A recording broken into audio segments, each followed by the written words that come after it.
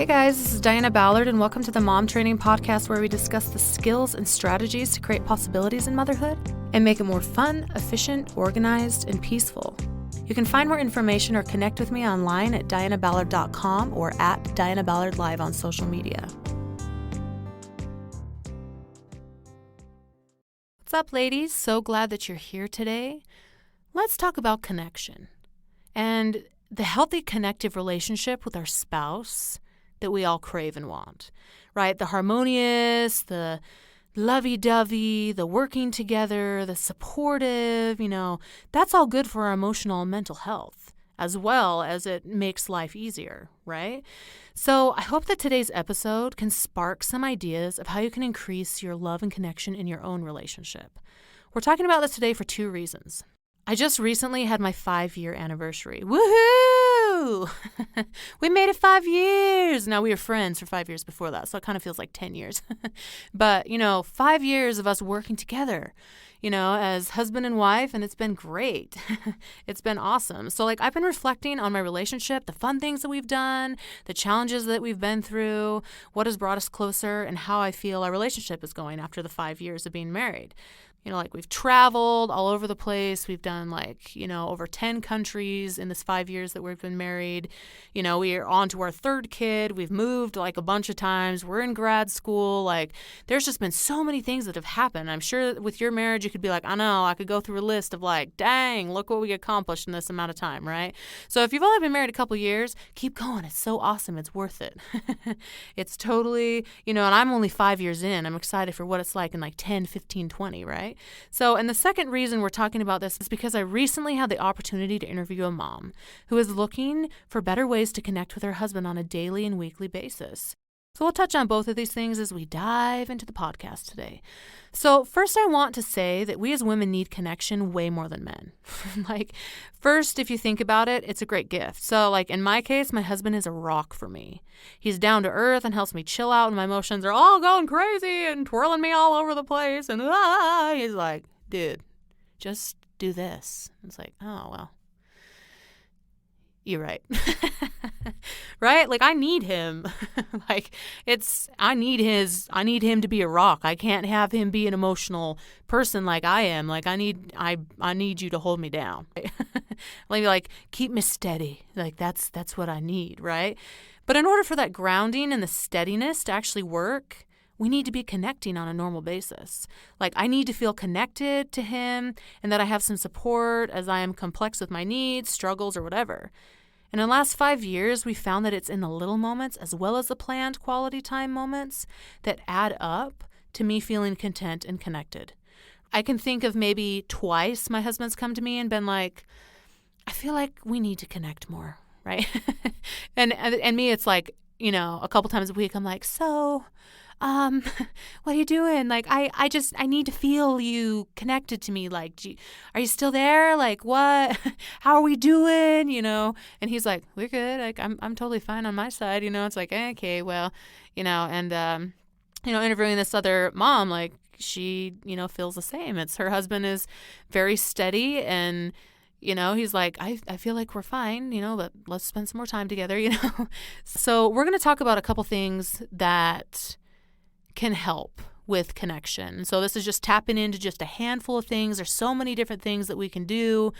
There's going to be so many different things that work specifically for your relationship.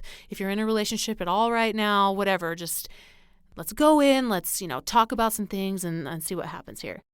The first thing we want to tap on is how much connection comes with us just being able to talk. The majority of us just need to talk. And talk frequently. This is why we have girlfriends or a mom to call every day. We need to talk things out and to feel connected with our spouse, whom we are creating a life with, we're struggling with, living with. We need to be able to chat about our thoughts and our feelings as well. So it could be some little thing that we're proud of, like trying a new recipe, having success with our toddler to take a nap, resolving something with a friend, something that happened at the grocery store, or it could be a story like a kid flinging poop across the room, you never know. I mean, these aren't life-changing spectacular events, but they mean something to us and we want to tell somebody. and specifically our husbands, who we haven't maybe talked to all day because he's been at work, right? And we're like, you got to hear this story, So my husband just shared something with me recently that I thought was pretty brilliant on his side, and I actually agree with it. So each day he tries to make sure to check in with me. So I'm like a big talker. I have a podcast, you know what I'm saying? I talk, I'm a talker. So he realizes that I got to let Diana talk for a little bit, or if I don't if I don't give Diana an opportunity to share whatever she wants to share for, however amount of time, then it adds up. And then a week later, it's just I just can't stop talking, and there's nothing else that he can do now. It's I have to talk to you, and I'm going to tell you every little thing. And it's either right before we're going to bed or right before you're about to work on something. And it's just, I just have to share this with you. Right. So, and he just has to sit there for an hour. And I talk to him about what I'm thinking, learning, concerned about, excited about, working on, whatever. So I'll notice, he'll be like, so how was your day? And I'll tell him something. Well, tell me more about your day. Well, tell me more about what you're thinking and what you're doing. Because it really is important to check in every once in a while. And, that may not be every day, but it's pretty consistent, And yeah, we do have times where we talk longer and stuff like that, but I don't feel like I'm not connecting.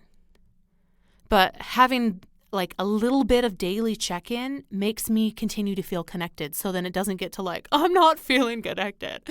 Oh, I need you to talk with me. And I actually had the roles flipped on me recently, which was really interesting. He has a huge project that he's finishing, plans for his next career, and everything that he's building for the future. And I sat there for over an hour, maybe hour and a half, and just encouraged him to keep telling me more, asking questions to get him to chat. And I loved it because he doesn't normally open up about what he's really focused on and really involved in and working on. He can share some things, but he was passionate about what he was talking about. But it was a lot of work for me to not talk about myself, but to draw out the ideas, the passions, and the feelings out of him, because that's what he needed in the moment.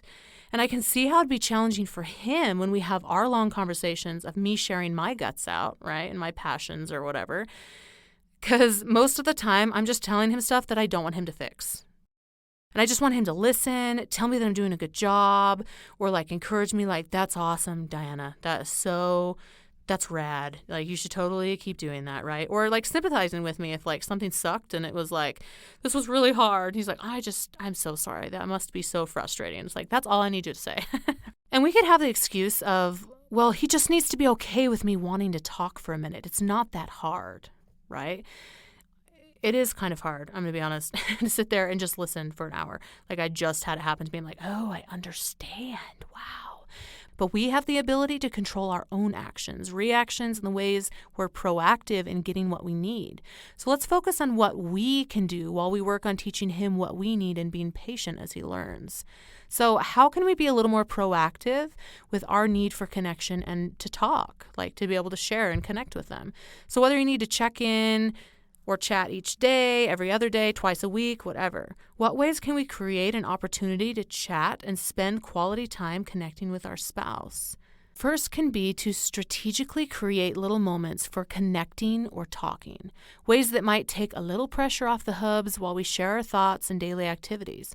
It could be asking him to help with the dishes and working alongside him, doing a project around the house together, going for a drive somewhere to run some errands, or even maybe a little day trip on the weekend, going for a walk as a family. It can be really simple, but adjusting our mindset to be able to utilize these moments for connection, even little bits of it, can make a big difference. Then there can be quality time that's planned in on a weekly basis. So I'll give you a couple things that I feel are really important to plan in each week. One thing I would encourage you to try is a family weekly planning session. Pick a day in the week where you can be consistent even around the same time of day. For us, it's Sunday afternoon sometime. My husband appreciates knowing what's going on, but I need the weekly planning session for connection. So knowing that we're on the same page, we know what each other's needs are, who's watching the kids when, and how our goals align, how I can help him, how he can help me. This could also be when we discuss finances, upcoming events, and concerns that are big decisions or whatever, important things that need to be talked about. And sometimes it can be easy to just do our part in each of these situations, but not really work on it together. But true teamwork and connection will come from working on and discussing these things together. So setting aside this time each week will again give you a specific time to discuss what you are feeling or need help deciding, and a way to feel heard and supported as you both work on your schedules together and all the little details. Another planned weekly time is going on a date together each week. Now, I'll be honest, sometimes this feels like a chore. And it's not because I don't like going on dates every weekend, right? But finding a babysitter each week is the biggest challenge. But I do it. Why? Because the most successful connective marriages that I've found and studied all go on a date once a week, and that's usually their main recommendation. That it's so important to step out and take time for just us, especially when we have kids of all ages. Like, you have to have time for yourself. So during our weekly planning session, let's discuss date night and what we want to do. It's about having a specific night set aside each week that's protected just for the two of you. Some nights it may be going out, other nights it may be staying in and doing something fun, but protect that specific evening each week for just the two of you. And by doing so, the connection will be consistent and prevent distance, which can be created, and the other problems that can come with that. Another weekly planned thing can be intimacy. Now, I know that some of us like the adventure of spontaneity and feeling in the mood. So the thought of planning in such events could sound outrageous. Come on, Diana. But hear me out for a minute, okay? I'm not saying you have to say every Tuesday at 8 o'clock it's on, right? But it is important to be thinking about it. So as I look down at my own schedule, like, I'm not like, hey, Tuesday night and Friday night and, but I'm looking at my own schedule being like, what would be the best night for me, right? What would be the day that I'm like, I probably won't be as tired this day, or, I don't have to wake up as early the next morning, and neither does he. So, that's probably going to be the night I'm going to be like, what you doing, Or start the flirting like early in the day, of like, hey, it's morning time, and just thinking about, later, So, I'm not saying you have to sit down with your spouse and be like, this is exactly when we're going to, spice things up a little bit. But be aware of how often and how it affects your relationship, how much it connects you, and how often will depend on the needs of each spouse and couple. But I don't know about you, but I don't always feel in the mood if I'm tired or have had a long day. And so I'm grateful for the planned-in connection time that we have with intimacy, and it helps process stress, connects us, adds a little bit more fun into the relationship. Like, I feel like it's a really important thing, and it's something that I've learned from studying other successful relationships as well. Intimacy is a great way for us as couples to connect, and is a beautiful thing. And I will say this, that if you've never planned things in like this before, like, the weekly planning, the weekend date every single week, planning in some intimacy to make sure that that's happening a little bit more often, like, be patient with yourself and your spouse. It might take a lot of conversations to try things, you initiating things in the beginning or for a while, but keep trying. And when your spouse does do something, like, you notice like he's asking you more about your day or trying to give you more time to connect, initiating intimacy a little bit more, suggesting weekly planning or whatever, acknowledge and thank him for doing so. Thank him, praise him, tell him that you really liked what he did. Thank you for taking the time to chat with me when you got home. It really made me feel special and connective.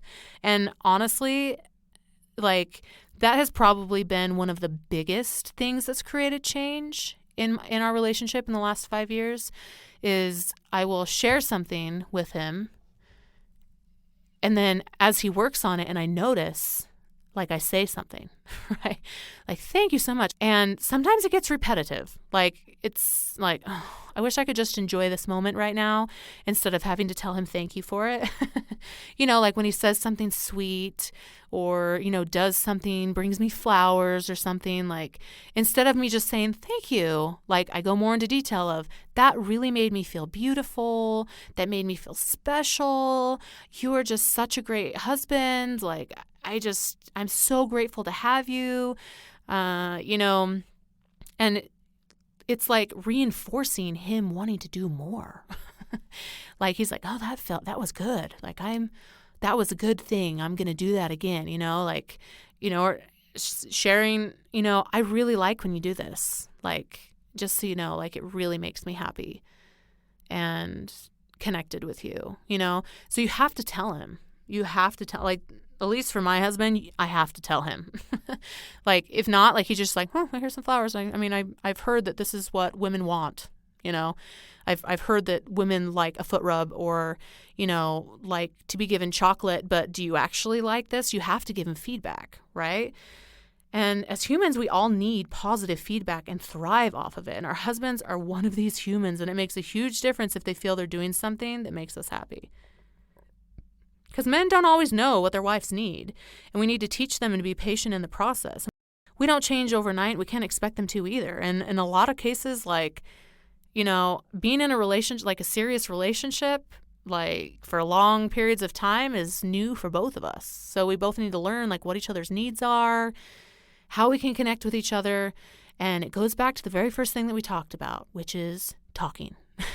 Talk, connect. And some relationships are more open. Some men will talk a lot more, whatever. But it's figuring out what you can do in your relationship to open the communication, to figure out how can we connect, what do we need to plan in, and, try and planning those things in, the weekly planning, the date night, the intimacy, and just give it a try. Give it a try for a couple weeks, a month, whatever. If it's, going well, like keep going at it and see what's working for you, and in those times that we have to remind him about our needs, be patient with that, and then continue to repeat with communication, reinforcing the positive action and effort, and doing it with a smile on our face. I will add that, with a smile on our face. Happy wife, right? And then rinse and repeat. So connecting with our spouse is important on so many levels, and it can be easy to slip into the habit of not connecting. And that's when we stop building relationship and start just living with someone. Yet everything in our life is combined, and it can start to cause tension and distance if we're not working together. So let's keep making a daily and weekly effort to make moments to connect with our spouses and figure out ways to bring us together, working with the circumstances that we have now, building for a better future piece by piece, and we will be happier as the effort continues. Thank you for joining today. May your relationship thrive and be so much fun as you connect better with your sexy man, and have a great rest of your day, and we'll see you next week on the Mom Training Podcast. Thank you so much for tuning into the Mom Training Podcast. If you liked what you heard, I would so appreciate a rating and review from you on any platform you listen to this on. If you have any questions or podcast ideas, you can message me on my social media at Diana Ballard Live or shoot me an email on my website. See you next week.